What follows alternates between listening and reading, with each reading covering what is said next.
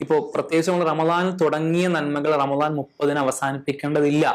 അതേപോലെ റമദാനിനെ അവസാനിപ്പിച്ച തിന്മകൾ റമദാൻ 30-ന് തുടങ്ങേണ്ടതുമില്ല. അതിനല്ല റമദാൻ നൽകിയിട്ടുള്ളത്. ഇസ്ലാമിൽ എന്ത് കർമ്മത്തിനും ആ ഒരു സർക്കുലർ നേച്ചർ ഉണ്ട്. ഇപ്പോ നിസ്കാരം പടച്ചവൻ ഓർക്കാനാണെന്ന് പറയുന്നുണ്ട്.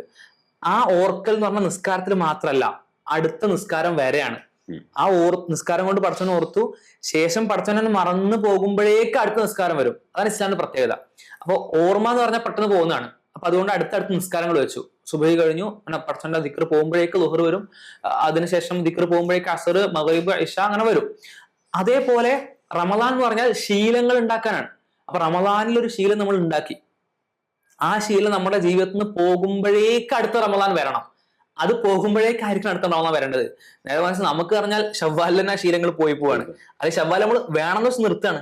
അപ്പൊ അങ്ങനെ നിർത്തേണ്ടതില്ല, നന്മകൾ തുടർന്നുകൊണ്ടേ ഇരിക്കുക എന്നുള്ളതാണ്. കുറച്ചാക്കിയിട്ട് ഇപ്പോ എന്നും നോമ്പെടുക്കുന്നത് നമുക്ക് ഒരാഴ്ചയിൽ 2 ദിവസം നോമ്പെടുക്കാൻ അല്ലെങ്കിൽ ആണ് റസൂല പറയുന്ന ഒരു കാര്യം ഉണ്ടല്ലോ, നിങ്ങൾ അള്ളാഹ്ക്ക് ഏറ്റവും ഇഷ്ടപ്പെട്ട പ്രവർത്തനം അത്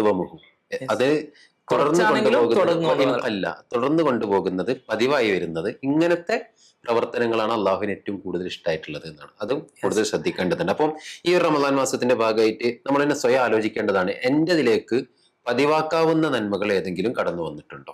മുമ്പില്ലാതിരുന്ന പതിവാക്കാവുന്ന നന്മകൾ എന്തെങ്കിലും കടന്നു വന്നിട്ടുണ്ടോ? ഇല്ലെങ്കിൽ അത് ശ്രദ്ധയോടുകൂടി പതിവാക്കുക എന്നുള്ളതാണ്. ഇപ്പൊ നോമ്പിനെ പറ്റി നമ്മൾ ഇതുവരെ അങ്ങനെ തീരുമാനിച്ചിട്ടില്ലെങ്കിൽ ഒരു മാസത്തിൽ ഒരു 2 ആഴ്ചകളിലെങ്കിലും ഞാൻ തിങ്കൾ വ്യാഴം സുന്നത്ത് നോമ്പുകൾ എടുക്കും. അല്ലെങ്കിൽ അയ്യാമുൽ ബീദ് എന്ന് പറയുന്ന 13, 14, 15 ദിവസം. അതിൽ വേറൊരു ഉദാഹരണം കൂടി പറയാൻ പറ്റും. ഇപ്പൊ റമദാനിൽ കൂടുതലായിട്ട് ഖത്തം തീർത്തിരുന്ന ആളുകൾ പിന്നീട് അത് തീരെ ഇല്ലാതാകുന്നതിന്റെ ഒരു സാഹചര്യം, മുഴുവനായിട്ട് അത്ര റമദാനിൽ ഇരുന്ന അത്ര സമയം എനിക്ക് പറ്റൂല എന്നുള്ളത് കൊണ്ടാണ്. പക്ഷെ ഒരു പേജ് ഓതാൻ ഞാൻ എടുക്കുന്ന സമയം എത്ര ആയിരിക്കും? 3-4 മിനിറ്റ് ആണ്. ഈ 4 മിനിറ്റ് എനിക്ക് മാറ്റിവെക്കാൻ, എല്ലാ ദിവസവും മാറ്റിവെക്കാൻ പറ്റുമെങ്കിൽ ആ ഒരു പേജ് ഓതുന്നതായിരിക്കും ഒരു ദിവസം 20 പേജ് ഓതിയാലാണല്ലോ ഖത്തം തീരുള്ളൂ. ആ 20ന്റെ ഭാഗത്ത് 4-1 5 പേജ് ആക്കുക, അല്ലെങ്കിൽ അതിനേക്കാൾ കുറച്ച് 2 പേജ് ആക്കുക. അത് നമുക്ക് കഴിയും. കാരണം നമ്മൾ 20 പേജ് സ്ഥിരം ഓതിരുന്ന മനുഷ്യരാ. ആ മനുഷ്യനെ അടുത്ത ദിവസം 5 പേജ് ആക്കുക എന്ന് പറഞ്ഞാൽ സാധിക്കുന്ന വിഷയമാണ്. എന്നും നോമ്പെടുത്തിരുന്ന് നമുക്ക് ആഴ്ചയിൽ 2 ആക്കുന്നത് സാധ്യമാണെന്ന് പറഞ്ഞ പോലെ തന്നെ ഖുർആനും പറ്റും. ഇനി രാത്രി നമസ്കാരം പറ്റും. 30 ദിവസം രാത്രി നമസ്കാരം നിസ്കരിച്ച് നമ്മള് ശവ്വാല് രാത്രി നമസ്കാരമേ ഇല്ലാത്ത ആളുകളായിട്ട് മാറാൻ പോവാണ്. അതിന്ന് മാറി 11 നിസ്കരിക്കണ്ട, 9 ആക്കാം, 7 ആക്കാം, 5 ആക്കാം, 3 ആക്കാം, എത്രയാണോ കഴിയുന്നത് അതിലേക്ക് ചുരുക്കാം. എന്നും അത്താഴത്ത് എഴുന്നേറ്റുന്ന ആളുകളാ.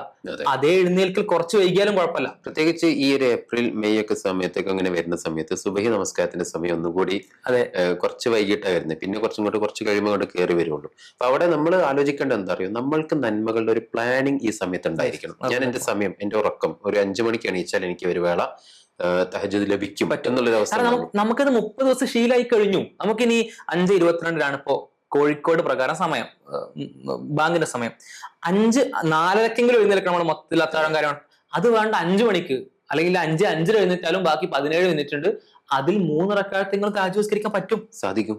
ശീലമായി കഴിഞ്ഞു നമുക്ക്. അതാണ് നമ്മൾ അത്താഴത്തിന്റെ ഒരു ഭക്ഷണമായിട്ട് ബന്ധപ്പെട്ട് എണീക്കുന്നത്.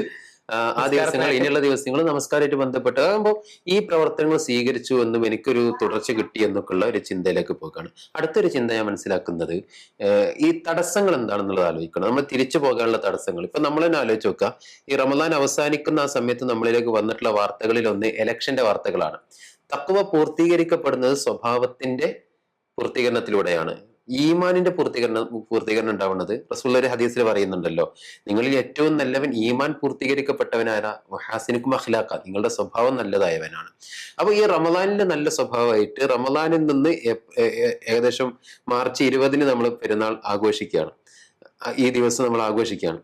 അപ്പൊ ഈ ദിവസം നമ്മൾ ആഘോഷിക്കുന്ന സമയത്ത് പിന്നീട് ഏപ്രിൽ 9 വരെയുള്ള ദൂരം എന്ന് പറയുന്നത് ആകെ ചെറിയ ദിവസമാണ്. ഈ ദിവസത്തിന്റെ ഇടയിലുള്ള പ്രചാരണ പ്രവർത്തനങ്ങളിൽ അവിടെ നോമ്പിനുണ്ടായിരുന്ന എല്ലാ ഗുണങ്ങളും ഒഴിവാക്കിയിട്ട് പിന്നീട് ഞാനൊരു രാഷ്ട്രീയ പ്രവർത്തനം മോശമായിട്ടല്ല, ഒരു പക്ക രാഷ്ട്രീയ പ്രവർത്തകനായിട്ട് മാറുന്ന അവസ്ഥയിലേക്ക് പോവുകയാണെങ്കിൽ ആ റമദാൻ കൂടി ഒരു ഉപകാരം ഇല്ല എന്നാണ്. ഏത് മേഖലയിലേക്ക്, രാഷ്ട്രീയ ഏത് മേഖലയിലേക്ക് നമ്മൾ ഇറങ്ങും. കച്ചവടത്തിൽ റമദാനിൽ വളരെ നൈതികത പുലർത്തുന്ന ഒരാൾ കച്ചവടത്തിൽ റമദാൻ ശേഷം ചതി കാണിക്കുകയാണെങ്കിൽ ആ റമദാൻ കൊണ്ട് അവനൊന്നും ലഭിച്ചിട്ടില്ല എന്നാണ് അർത്ഥം. അപ്പോ ഏത് മേഖലയിലാണെങ്കിലും ആ റമദാനിന്റെ തുടർച്ച നമുക്ക് ഉണ്ടാവുക എന്നുള്ളതാണ്